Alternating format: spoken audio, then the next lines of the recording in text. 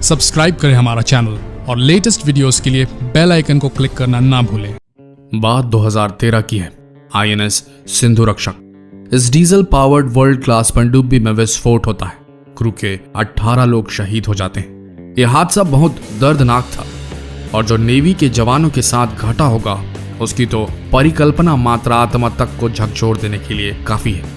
इस विस्फोट के बाद सभी का ध्यान समुद्र की गहराइयों में छिपकर शत्रुओं की गतिविधियों पर नजर रखने वाली पनडुब्बियों और उनमें रहने वाले नौसैनिकों के जीवन की ओर गया था। आज का हमारा ये वीडियो पनडुब्बी में रहने वाले सैनिकों की जिंदगी पर है। उनकी लाइफ कैसी होती है, किन किन समस्याओं का सामना करना होता है उन्हें। चलिए आगे बढ़ते हैं और जानते हैं इसके बारे में विस्तार से। नौसैनिकों का जीवन आसान नहीं होता। इनके परिवार वाले बताते हैं कि इनकी जिंदगी बड़ी कठिन होती है।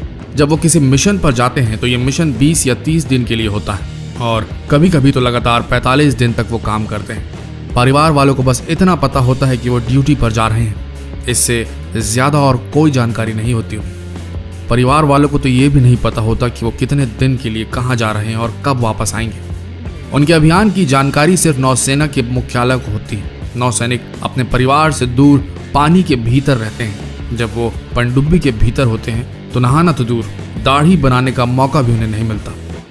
पनडुब्बियों में पानी की बेहद कमी रहती है। नौसैनिक अगर 30 दिन के लिए पनडुब्बी में हैं तो उन्हें मुश्किल से 3 बार नहाने का मौका मिलता है और वो भी सबकी सहमति के बाद, क्योंकि हर नौसैनिक को प्रतिदिन 3 से 4 मग पानी मिलता है। ब्लेड जैसी चीज का इस्तेमाल करना सख्त मना है। इसलिए जितने भी दिन वो पानी के अंदर हैं उन्हें बिना दाढ़ी बनाए ही रहना पड़ता है।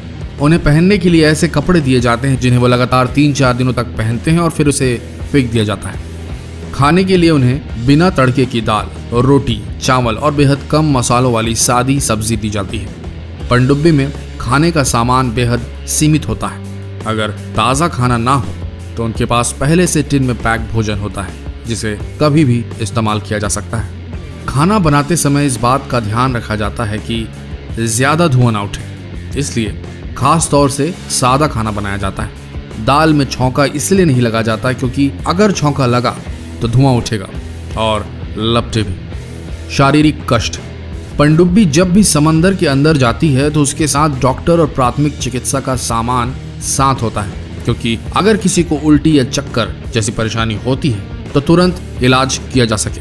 पनडुब्बी में सोने के लिए 2 कंपार्टमेंट होते हैं। वहाँ का तापमान गर्म होता है, इसलिए कभी कभी कुछ नौसैनिक वहां भी सोने जाते हैं जहां मिसाइल्स और टॉर्पीडो रखे होते हैं, क्योंकि ये जगह पनडुब्बी की दूसरी जगहों के मुकाबले सबसे ज्यादा ठंडी रखी जाती है। पनडुब्बी के भीतर सूरज की रोशनी नहीं आती।